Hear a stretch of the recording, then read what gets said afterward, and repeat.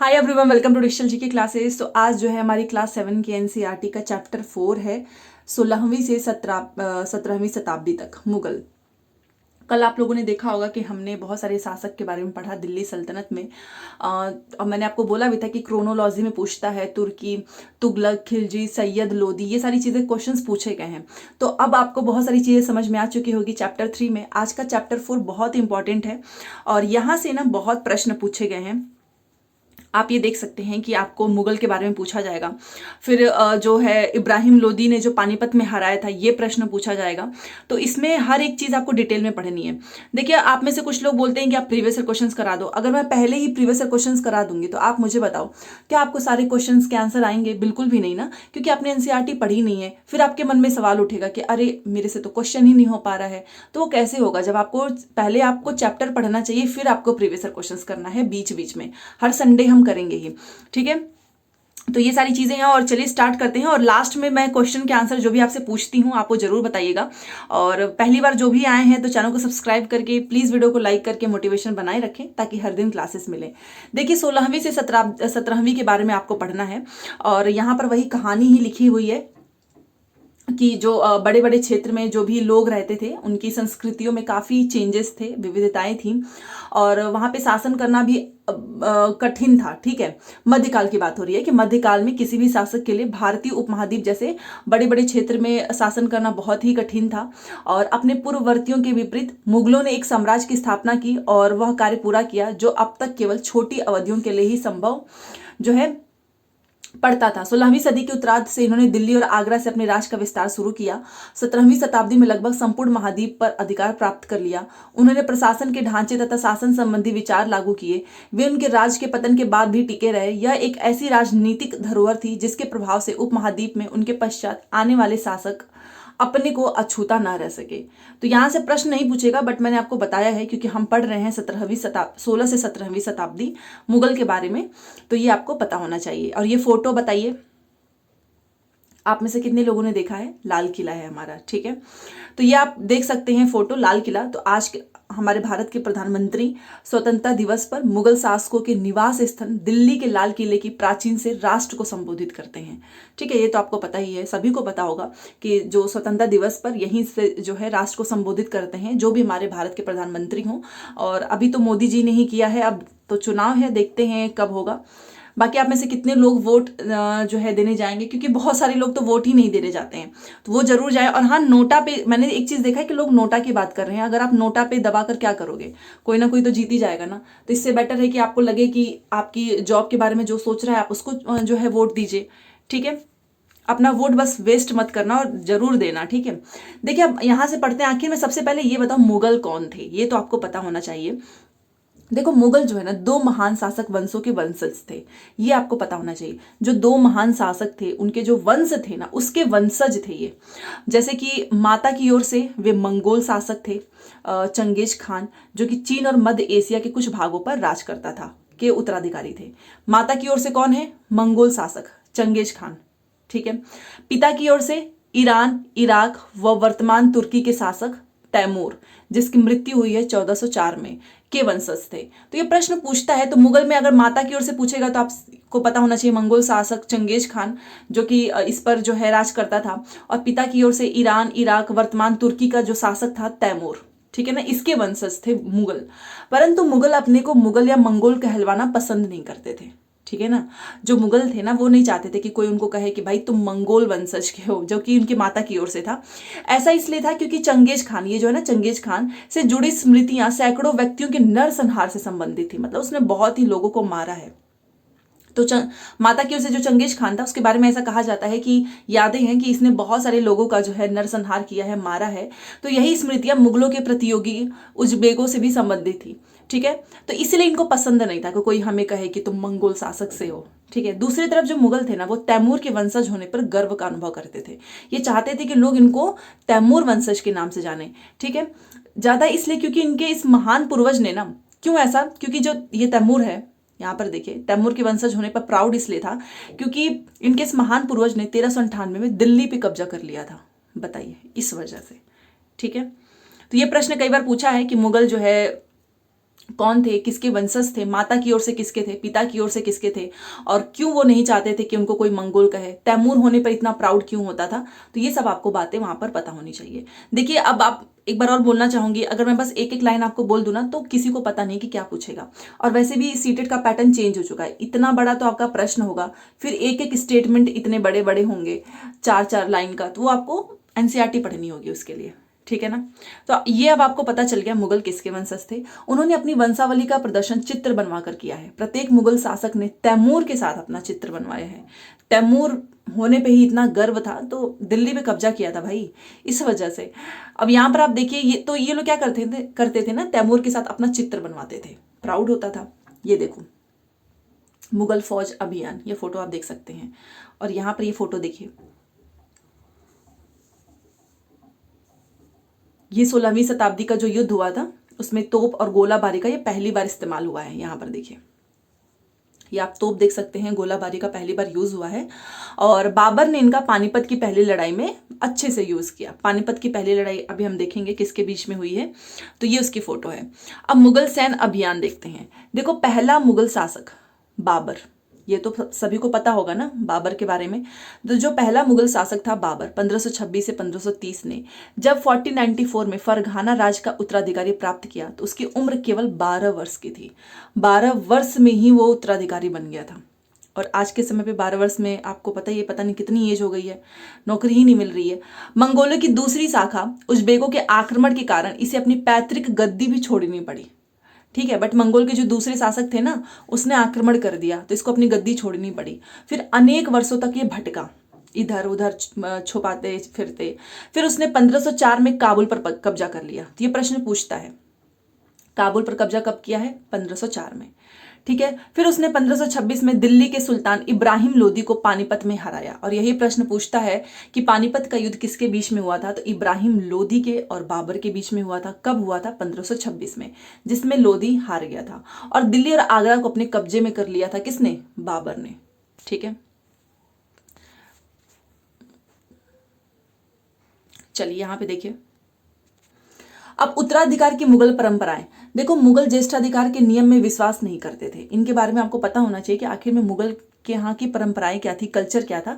तो ये लोग ना ज्येष्ठाधिकार वाले नियम को फॉलो नहीं करते थे, जिसमें ज्येष्ठ पुत्र ही अपने पिता के राज का उत्तराधिकारी होगा। जैसे होता है ना कि राजा का पहला बेटा है तो वही राज्य संभालेगा, ये लोग इसमें भरोसा नहीं करते थे। इसके विपरीत इसके विपरीत उत्तराधिकार में वे सहदायद की मुगल और तैमूर वंशों की प्रथा को अपनाते थे। तो यही प्रश्न पूछा है कि ये किस प्रथा को अपनाते थे। तो ये लोग उत्तराधिकारी किसी को भी बनाना है तो सहदायद की मुगल और तैमूर वंश की प्रथा को अपनाते थे, ठीक है। जिसमें उत्तराधिकार का विभाजन समस्त पुत्रों में कर दिया जाएगा कि भाई इतना है तो चलो 4-5 बेटे हैं हमारे तो सब में बांट दो। आपके अनुसार उत्तराधिकारी का कौन सा तरीका सही था, ज्येष्ठाधिकार या सहदायद? और ये सहदायद का मतलब पूछता है कि ये सहदायद क्या होता है, तो इसमें यही होगा कि जो भी हमारा उत्तराधिकार का जो विभाजन है वो सभी बच्चों में कर दो, सारे पुत्र में कर दो। तो ये मुगल की परंपरा थी। ये लोग ज्येष्ठाधिकार में भरोसा नहीं करते थे, ठीक है। अब राजपूतों के साथ मुगलों की शादियां हुई हैं, जहाँ की आप यहाँ पर देख सकते हो। जहांगीर की जो माँ थी ना, कछवा की राजकुमारी थी, और वह अंबर के राजपूत शासक की पुत्री थी। शाहजहां की माँ एक, आप यहाँ पर देखिए कि सब जो है राजपूतों के साथ उनकी शादियां हुई हैं।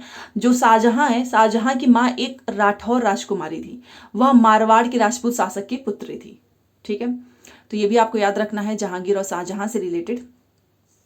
मुगल के अन्य शासकों के साथ संबंध देखिए, मुगलों ने उन शासकों के विरुद्ध लगातार अभियान किया है जिन्होंने उनकी सत्ता को स्वीकार करने से इनकार कर दिया। मतलब कि तुम मेरी बात नहीं मानोगे तो तुम्हारे साथ तो भाई लड़ाई होती रहेगी। जब मुगल शक्तिशाली हो गए तो अन्य कई शासकों ने खुद से बोला कि ठीक है, हम तुम्हारी सत्ता स्वीकार कर लेते हैं। राजपूत इसका एक अच्छा उदाहरण है। अनेकों ने मुगल घरानों में अपनी पुत्रियों का विवाह करके उच्च पद प्राप्त किया है। तो कई बार लोग डर भी जाते थे और फिर सोचते थे कि ठीक है भाई, एक उच्च पद प्राप्त कर लेते हैं। तो इसमें से बहुत सारे क्या करते हैं, अपनी पुत्रियों का विवाह मुगल घराने में कर लिए। अब शादी हो गई है तो भैया अच्छा खासा पद तो मिल ही जाएगा। परंतु बहुत सारे ऐसे भी थे जो इसका विरोध करते थे, जिन्हें ये बिल्कुल भी पसंद नहीं था। जिसमें से एक है मेवाड़ के सिसोदिया राजपूत, ठीक है। ये लंबे समय तक मुगल की सत्ता को स्वीकार नहीं किए, परंतु आपको पता है कि मुगल काफ़ी शक्तिशाली हो गए थे। जब वे हारे तो मुगलों ने उनके साथ सम्मानीय व्यवहार किया और उन्हें उनकी जागीर, वतन जागीर के रूप में वापस कर दी। पराजित करने, ठीक है, पराजित करने परंतु अपमानित न करने के बीच सावधानी से बनाए गए संतुलन की वजह से मुगल भारत के अनेक शासक और सरदारों पर अपना प्रभाव बढ़ा पाए, परंतु इस संतुलन को हमेशा बरकरार रखना कठिन था। मतलब यहाँ पर देखो कितना पॉजिटिव इम्पैक्ट किया। पहले तो ये सिसोदिया के जो राजपूत है ये एक्सेप्ट नहीं कर रहा था मुगल की सत्ता को। फिर ऑब्वियस बात है हार तो जाएगा ही, क्योंकि मुगल काफ़ी स्ट्रांग थे। हारने के बावजूद भी मुगल ने क्या किया, बहुत ही रिस्पेक्ट वे में उनका जो जागीर है, जो वतन है, उसको वापस कर दिया। तो उसने क्या, हराया भी बट अपमानित नहीं किया। तो ये बैलेंस मेंटेन करके चलते थे, जिसकी वजह से ना ये इनका जो इम्पैक्ट है ना काफ़ी तेजी से बढ़ा। ठीक है, बट ये बैलेंस हमेशा तो नहीं हो पाएगा, आपको भी पता है, एक शासक बदलेगा दूसरा आएगा। मनसबदार और जागीरदार, जैसे जैसे साम्राज्य में विभिन्न क्षेत्र सम्मिलित होते गए वैसे वैसे मुगलों ने तरह तरह के सामाजिक समूहों के सदस्यों को प्रशासन में नियुक्त करना आरंभ किया। शुरू शुरू में ज्यादातर जो सरदार हैं वो तुर्की थे, लेकिन अब इस छोटे समूह के साथ उन्होंने शासक वर्ग में ईरानी, भारतीय मुसलमान, अफगान, राजपूत, मराठे और अन्य समूहों को सम्मिलित किया। मुगलों की सेवा में आने वाले नौकर शाह जो है वो मनसबदार कहलाए। और यही प्रश्न पूछता है कि मनसबदार कौन होते हैं, तो मुगल की सेवा में जो आने वाले नौकर शाह हैं उन्हें कहते हैं मनसबदार। ठीक है, मनसबदार शब्द का प्रयोग ऐसे व्यक्तियों के लिए होता है जिन्हें कोई मनसब यानी कोई सरकारी हैसियत अथवा पद मिलता है। होंगे तो वो नौकरशाह ही ना मनसबदार, बट इनको कोई पद मिला होता है, सरकारी हैसियत अथवा पद। ठीक है, यह मुगलों द्वारा चलाई गई श्रेणी व्यवस्था थी, मुगल ने ही चलाया था, जिसके जरिए पहला पद था, दूसरा वेतन और तीसरा था सैन्य उत्तरदायित्व। ठीक है, निर्धारित किए जाते थे। पद और वेतन का निर्धारण जो है आपका जात की संख्या पर निर्भर था। याद रखना, पद और वेतन आपका जात की संख्या पर डिपेंड है। जात की संख्या जितनी अधिक होती थी, दरबार में अभिजात की प्रतिष्ठा उतनी ही बढ़ जाती थी। जितना ज्यादा जात की संख्या होगी, दरबार में प्रतिष्ठा भी उतनी ही बढ़ेगी और वेतन भी उतना ही अधिक होगा। तो ये वाला तो पूरा ही आपको याद करना है। ये पूरा स्टेटमेंट में पूछा है। सबसे पहले मनसबदार क्या होते थे, नौकरशाह, और ये ऐसे व्यक्तियों के लिए होता था जिनको कोई मनसब या फिर सरकारी हैसियत या फिर पद मिलता था। मुगलों ने श्रेणी व्यवस्था चलाई थी। ये पूछता है कि मुगलों की श्रेणी व्यवस्था क्या थी, तो पहला पद था, दूसरा वेतन था, तीसरा था सैन्य उत्तरदायित्व। इसमें पद और वेतन का निर्धारण आपकी जात की संख्या पर डिपेंड होगा। जात की संख्या जितनी ज्यादा, दरबार में प्रतिष्ठा भी उतनी ज्यादा और सैलरी भी उतनी ही अधिक। ठीक है, मैं आपको थोड़ा स्टोरी की जैसे यहाँ पर बताती हूँ, क्योंकि हिस्ट्री आपको रटने से ज़्यादा समझना है, नहीं तो कितना ही रटोगे। जो सैन्य उत्तरदायित्व मनसबदारों को सौंपे जाते थे उसी के अनुसार उन्हें घुड़सवार रखने पड़ते थे, ये भी है। ठीक है, जो आपको सौंपा जाएगा मनसबदार, जो भी सैन्य उत्तरदायित्व, उसके अकॉर्डिंग आपको घुड़सवार रखने पड़ेंगे। मनसबदार अपने सवारों को निरीक्षण के लिए लाते थे। वे अपने सैनिकों के घोड़ों को दगवाते थे और वे सैनिकों का पंजीकरण करवाते थे। इन कार्यवाहियों के बाद ही उन्हें सैनिकों का वेतन देने के लिए धन मिलता था।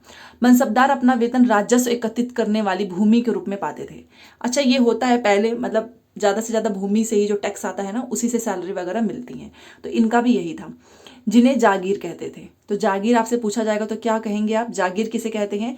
मनसबदार अपना वेतन राजस्व एकत्रित करने वाली भूमि के रूप में पाते थे, जो तकरीबन इक्ताओं के समान थी। ठीक है, कितना? इक्ताओं के समान थी। परंतु मनसबदार मुक्तियों से भिन्न अपने इक्ताओं, मैंने आपको कल ही पढ़ा दिया था, इक्ता और इक्ताओं कल पढ़ाया था मैंने। परंतु मनसबदार मुक्तियों से भिन्न अपनी जागीरों पर नहीं रहते थे और ना ही उन पर प्रशासन करते थे। ठीक है, उनके पास अपनी जागीरों से केवल राजस्व एकत्रित करने का अधिकार था। यह राजस्व उनके नौकर उनके लिए एकत्रित करते थे, जबकि वे स्वयं देश के किसी अन्य भाग में सेवारत रहते थे। ठीक है, ये फोटो आप देख सकते हो अपने सवारों के साथ। एक जो ये मनसबदार है वो अभियान पर निकला है। ठीक है, अकबर के शासनकाल में ना इन जागीरों का सावधानी पूर्वक आकलन किया जाता था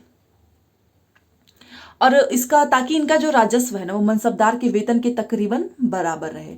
औरंगजेब के शासनकाल तक पहुंचते पहुंचते स्थिति बदल गई। अब प्राप्त राजस्व मनसबदार के वेतन से बहुत कम था। मनसबदारों की संख्या में भी ज़्यादा वृद्धि हुई, जिसके कारण उन्हें जागीर मिलने से पहले एक लंबा इंतजार करना पड़ता था। तो इन सभी कारणों से जागीरों की संख्या में कमी हो गई। फलस्वरूप कई जागीरदार जो हैं जागीर रहने पर यह कोशिश करते थे कि वे जितना राजस्व वसूल कर सकें कर लें। अपने शासनकाल के अंतिम वर्षों में औरंगजेब इन परिवर्तनों पर नियंत्रण नहीं रख पाया। इस कारण किसानों को बहुत ही ज़्यादा प्रॉब्लम जो है फेस करनी पड़ी थी औरंगजेब के शासनकाल में। ठीक है, अब यहाँ पर है आपका जब्त और जमींदार। ये क्या होते हैं? देखो, मुगलों की आमदनी का जो मेन रिसोर्स था ना, वो किसान की उपज से ही था। ठीक है ना, वहां से जो भी पैदावार होती है उसका टैक्स वसूलते थे। अधिकतर स्थानों पर जो है किसान ग्रामीण कुलीनों यानी कि मुखिया या फिर सरदार के माध्यम से राजस्व देते थे। जो भी वहां पे स्थानीय सरदार है उसको वो राजस्व दे देंगे। समस्त मध्यस्थों के लिए, चाहे वे स्थानीय ग्राम के मुखिया हो या फिर शक्तिशाली सरदार हो, मुगल एक ही शब्द जमींदार का प्रयोग करता था। बट ऐसा नहीं है कि कोई मुखिया है, कोई शक्तिशाली है तो उसको अलग अलग नाम से, नहीं, मुगल सबको एक ही वर्ड यूज करता था, मुगल जमींदार। ठीक है। उसी तरीके से अकबर का राजस्व मंत्री टोडरमल, ये प्रश्न पूछता है अकबर का राजस्व मंत्री का नाम क्या है, ये टोडरमल है, याद रखना। इसने 10 साल जो है की कालावधि के लिए कृषि के पैदावार, कीमत और कृषि भूमि का बहुत ही डिटेल में सर्वेक्षण किया है। किसने? टोडरमल ने। और इसी आंकड़ों के आधार पर प्रत्येक फसल पर नगद के रूप में जो टैक्स है, जो कर है, वो निश्चित कर दिया गया था, मतलब फिक्स कर दिया गया। प्रत्येक सूबे को, मतलब प्रांत को राजस्व मंडलों में बांटा गया। हर एक प्रांत को राजस्व मंडल में बांटे और प्रत्येक की हर फसल के लिए राजस्व दर की अलग सूची बनाई गई।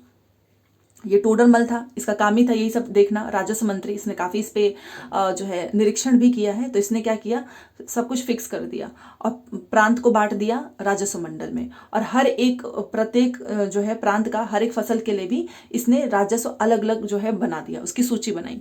राजस्व प्राप्त करने की इन व्यवस्था को ही कहते हैं जब्त। ठीक है, तो जब्त का मतलब मैंने कोई चीज जब्त कर ली, रख ली। राजस्व प्राप्त करने की व्यवस्था को कहते हैं जब्त। ये प्रश्न याद रखिएगा। और यह फोटो देख सकते हो, ये शाहजहां के राजकाल का एक आपको फोटो दिख सकता है। जहांगीर के समय के जो है भ्रष्टाचार को दिखाया गया है। यहाँ पर आप देख सकते हो कि ये जो एक भ्रष्ट अफसर है, ये देखिए वो रिश्वत ले रहा है। और यहीं पर आप देख सकते हो एक जो है कर लेने वाला अधिकारी गरीबों पर किस तरीके से अत्याचार कर रहा है। ठीक है, तो जब्त आपको पता चल गया क्या होता है, वही राजस्व लेने के लिए। यह व्यवस्था उन स्थानों पर प्रचलित थी जहां पर मुगल प्रशासनिक अधिकारी भूमि का निरीक्षण कर सकते थे और सावधानी पूर्वक उनका हिसाब रख सकते थे। ऐसा निरीक्षण आपको गुजरात और बंगाल में ही ज्यादातर संभव नहीं हो पाया है। यहाँ पर देखिए, कुछ क्षेत्रों में जमींदार इतने शक्तिशाली थे, ये जमींदारी तो है, कि मुगल प्रशासकों द्वारा शोषण किए जाने की स्थिति में वे विद्रोह कर सकते थे। कि अगर जमींदार है कोई बहुत पावरफुल है और कोई मुगल प्रशासक जो है टॉर्चर कर रहा है, तो वो उसके खिलाफ आवाज उठाएगा। कभी कभी एक ही जाति के जमींदार और किसान मुगल सत्ता के खिलाफ ना मिलकर विद्रोह करते थे। मान लो कोई एक जाति के बहुत सारे लोग हैं, वो कहेंगे भाई ये तो बहुत गलत हो रहा है, चलो विद्रोह करते हैं। और 17वीं शताब्दी के आखिर में ऐसे किसान विद्रोहों ने मुगल साम्राज्य के स्थायित्व को चुनौती दी। ठीक है, तो जैसे जैसे 17वीं शताब्दी का अंतिम समय आया, किसान विद्रोहों ने मुगल साम्राज्य के स्थायित्व को चुनौती दी। क्योंकि आप सोचो, किसान के ही ऊपर सब कुछ डिपेंड था, राजस्व वगैरह, उनके साथ बहुत टॉर्चर होता था। आप यहाँ पर फोटो भी देख सकते हो, रिश्वत लेना, उनसे जबरदस्ती कर वसूलना। अब ये फोटो देखिए, ये है अबुल फजल से अकबरनामा लेता हुआ अकबर, ये रहा। और ये है अबुल फजल, अबुल फजल से अकबरनामा ले रहा है अकबर। अब ये क्या है देखते हैं। अकबरनामा और आईने अकबर, ये दो प्रश्न ऐसे बनते हैं जो कि मुझे ऐसा लगता है कि हर एग्जाम में पूछता है। तो देखो, अकबर ने अपने करीबी मित्र भी था और ये इसका दरबारी भी था, अबुल फजल, इसको आदेश दिया कि वह उसके शासनकाल का इतिहास लिखे, कि तुम भैया मेरे शासनकाल का इतिहास लिखो। तो अबुल फजल ने यह इतिहास 3 जिल्दों में लिखा है। तो सबसे पहले याद रखना कि जो अकबर के शासनकाल का इतिहास कितने जिल्द में है? 3, और ये पूछा हुआ है। और इसका शीर्षक है अकबरनामा। ठीक है, तो ये अकबरनामा क्या है? अकबर के शासनकाल का इतिहास है। ठीक है, और जिसको लिखा है, किसने लिखा है? अबुल फजल ने। पूछता है कि अकबरनामा किसने लिखा है? अबुल फजल ने लिखा है। ये क्या है? तो ये अकबर के शासनकाल का इतिहास है। कितने जिल्द में है? तो ये 3 जिल्द में है। ठीक है, पहली जिल्द, इसमें अकबर के पूर्वज का बयान है। और प्लीज ये तो 100% पूछता है, ये लाइन बाय लाइन यहाँ से पूरा आपको याद रखना है। पहली जिल्द में क्या है बताओ, जल्दी से कमेंट में लिखो। अकबर के पूर्वज का बयान है। दूसरे में अकबर के शासनकाल की घटना है। और तीसरे जिल्द में है आईने अकबरी। चलो देखते हैं। पहले में है अकबर के पूर्वज का बयान, दूसरे में है, अब पूर्वज तो पहले आएंगे तो पहला रख देना, अकबर के शासनकाल की घटनाओं का है, और तीसरे में है आईने अकबरी। ठीक है, इस आईने अकबरी में क्या है? इसमें अकबर के प्रशासन, घराने, सेना, राजस्व, साम्राज्य के भूगोल का ब्यौरा मिलता है। तो आईने अकबरी पूछता है इसमें क्या है? तो अकबर का मतलब पूरा साम्राज्य से रिलेटेड है सब कुछ। इसमें समकालीन भारत के लोगों की परंपरा, संस्कृति का भी वर्णन है। आईने अकबरी का सबसे रोचक आयाम है वो है इसमें विविध प्रकार की आपको चीजें मिलेंगी, जैसे कि फसल, पैदावार, कीमत, मजदूरी, राजस्व का सांख्यिकी विवरण। ठीक है, तो ये अकबर ने अपने खुद के शासनकाल का इतिहास लिखवाया, अपने प्रिय मित्र और अपने दरबारी से अबुल फजल को आदेश दिया, जिसने लिख दिया 3 जिल्द में। ठीक है, पहला, दूसरा, तीसरा, तीनों याद रखना है। यहाँ पर आप देख सकते हो ये नूर जहां का फरमान है, और कितने लोग इसको पढ़ सकते हैं तो पढ़ के जरूर बताना क्या है ये फरमान। तो देखो, जहांगीर के दरबार पर नूर जहां का प्रभाव। मेहरुन्निसा ने 1611 में जहांगीर से विवाह किया। प्रश्न पूछता है कि जहांगीर की पत्नी का नाम क्या था, तो मेहरुन्निसा था, और उसे नूर जहां का खिताब मिला। समझ गए, नूर जहां का खिताब किसने दिया था? जहांगीर नहीं दिया था, मेहरुन्निसा को। नूर जहां जो है ना, हमेशा जहांगीर के प्रति काफी लॉयल थी और उसको समय समय पर सपोर्ट करती थी। तो नूर जहां के सम्मान में जहांगीर ने चांदी के सिक्के जारी किए, और प्यार से मेहरुन्निसा को नूर जहां बोलता था, जिनमें एक और स्वयं के खिताब उत्कीर्ण थे और दूसरी ओर यह वाक्य रानी बेगम नूर जहां के नाम से गढ़ा हुआ। ठीक है, नूर जहां जो है, बाईं ओर दिया गया दस्तावेज नूर जहां द्वारा जारी किया गया आदेश है। चौकोर मोहर बताती है उद्दात और महान महारानी नूर जहां पातशाह बेगम का आदेश। ठीक है, आपको बस इतना याद रखना है, ये नहीं कि नूर जहां कौन है, मेहरुन्निसा ही है, और जहांगीर से इनका विवाह हुआ था, और इन्हीं के सम्मान में जो है जहांगीर ने चांदी के सिक्के जारी करवाए थे। बस इतना आपको याद रखना है। ठीक है, और ये आप देख सकते हैं। सुलह कुल पूछता है ये किसकी नीति थी, तो याद रखना अकबर की सुलह कुल की नीति थी। अकबर की नीति थी सुलह कुल, और इसका उनके पुत्र जहांगीर ने इस प्रकार वर्णन किया है, जिसको उसने आगे फॉलो किया है।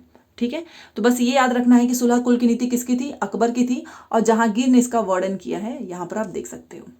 ये पूछता तो नहीं है, सुलह कुल का मतलब ये था सार्वत्रिक शांति होनी चाहिए सुसंगत तरीके से। ठीक है, अब ये देखिए 17वीं शताब्दी में और उसके पश्चात क्या हुआ था मुगल का। देखो, मुगल साम्राज्य की प्रशासनिक और सैनिक कुशलता के फलस्वरूप आर्थिक और वाणिज्यिक समृद्धि में वृद्धि हुई थी।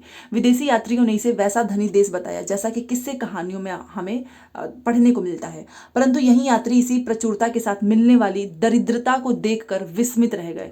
ऐसा नहीं कि सब अमीर ही थे, बहुत सारे दरिद्रता को देखकर भी काफी जो है परेशान हो गए, क्योंकि सामाजिक असमानताएं साफ दिखाई पड़ती थी। शाहजहां के शासनकाल के 20वें वर्ष के दस्तावेजों से हमें पता चलता है कि ऐसे मनसबदार जिनको उच्चतम पद प्राप्त था कुल 8000 में से 445 ही थे। कुल मनसबदारों की एक छोटी सी संख्या 5.6% को ही साम्राज्य के अनुमानिक राजस्व का 61.5% स्वयं उनके व उनके सवारों के वेतन के रूप में दिया जाता था। सोचिए, बस कुछ लोगों को मिलता था। मुगल सम्राट और उनके मनसबदार अपनी आय का बहुत बड़ा भाग वेतन और वस्तुओं पर लगा देते थे। ठीक है, और इस खर्चे से शिल्पकार और किसानों को लाभ होता था, चूंकि वे वस्तुएं और फसल की पूर्ति करते थे, परंतु राजस्व का भार इतना था कि प्राथमिक उत्पादक किसान शिल्पकार के पास निवेश के लिए बहुत ही कम पैसा बचता था। इनमें से जो बहुत गरीब थे मुश्किल से ही वो पेट भर पाते थे। तो ऐसा नहीं कि सब बड़े अच्छे अच्छे ही थे, अमीर अमीर ही थे, बहुत लोग गरीब भी थे। वे उत्पादन शक्ति बढ़ाने के लिए अतिरिक्त संसाधनों में औजार और अन्य वस्तु में निवेश करने की बात सोच भी नहीं सकते थे। ऐसी अर्थव्यवस्था में ज्यादा धनी किसान, शिल्पकारों के समूह, व्यापारी और महाजन ज्यादा लाभ उठाते थे। ठीक है, मुगलों के कुलीन वर्ग के हाथों में ना बहुत धन और संसाधन था, जिनके कारण 17वीं सदी के अंतिम वर्षों में वे काफी ज्यादा पावरफुल हो गए थे। कुलीन वर्ग के ही पास सब कुछ था। जैसे जैसे मुगल सम्राट की सत्ता पतन की ओर बढ़ती गई, वैसे वैसे विभिन्न क्षेत्रों में सम्राट के सेवक स्वयं ही सत्ता के शक्तिशाली केंद्र बनने लगे। भैया जो सेवक था वही अपने आप को बोलने लगा कि हम है इस सत्ता के शक्तिशाली इंसान। ठीक है, इनमें से कुछ ने नए वंश स्थापित कर लिए और हैदराबाद एवं अवध जैसे प्रांतों में अपना कंट्रोल जमा लिया। ठीक है, इस तरह धीरे धीरे मुगल का भी पतन होता गया। यद्यपि वे दिल्ली के मुगल सम्राट को स्वामी के रूप में मान्यता देते रहे, तथापि 18वीं शताब्दी तक साम्राज्य के कई प्रांत अपनी स्वतंत्र राजनीतिक पहचान बना चुके थे। ठीक है, अपना खुद का। तो ये था, हमने देखा बाबर, अकबर और मुगल के ही बारे में हमने सारी चीजें डिटेल में पढ़ी हैं। अब यहाँ से कल तो मैंने सारे ही आंसर दे दिए थे, अब आप मुझे बताओ, मिलाओ मनसब, मंगोल, सिसोदिया राजपूत, राठौर राजपूत, नूरजहां। बताइए, मंगोल आप बताओ। इसमें से नूरजहां तो अभी हमने देखा, मेहरुन्निसा, जहांगीर इनको प्यार से नूरजहां बोलते थे, और चांदी के सिक्के भी इनके जो है इनके सम्मान में जो है उस समय जारी किया गया था। उसके बाद से यहां पर आपको दिख जाएगा मनसब। ये क्या है? एक पद है। ठीक है, अब मंगोल बच गया है, तो मंगोल आपका है ये उज्बेक। अब सिसोदिया राजपूत और राठौर राजपूत, इसमें से बताओ ये कहाँ के हैं? मारवाड़ का कौन सा है, मेवाड़ का कौन सा है? ये दोनों बाकी है, बस इसको आपको करना है। ठीक है, बाकी ये सारे क्वेश्चंस आप डिस्कस कर लेना। यहाँ के कुछ प्रश्न उतने इंपॉर्टेंट यहाँ पे नहीं है, बट मैं आपसे पूछना चाहूँगी। सबसे पहले तो आप मुझे ये बताओ कि सुलह कुल की नीति किसकी थी, ये प्रश्न पूछा हुआ है, सुलह कुल की नीति। दूसरा प्रश्न मैं आपसे पूछूंगी कि ये बताइए जो अकबरनामा है इसमें क्या मिलता है, किसके बारे में लिखा गया है और किसने लिखा है अकबरनामा, और इसके कितने जिल्द हैं, 1 2 3 तीनों जिल्द का उसके बारे में आप मुझे बताना। ये प्रश्न पूछा हुआ है। मुगल में जो है मुगल जो वंश था उसके माता की ओर से कौन था और पिता की ओर से कौन था, वंश का नाम बताओ। ठीक है, तो ये सारी चीज़ें आपको बताना है। ये प्रश्न पूछा हुआ है डिटेल में, तो मैंने सोचा कि इसको कंप्लीट करते हैं। और बाकी 5 बजे बीपीएससी की क्लास है, एससीईआरटी, तो वो क्लास भी जरूर देखो। एससीईआरटी बोर्ड की है, जीएस की है। ठीक है, तो लाइक शेयर सब्सक्राइब कर दीजिएगा। मिलते हैं नेक्स्ट क्लास में। Thanks for watching.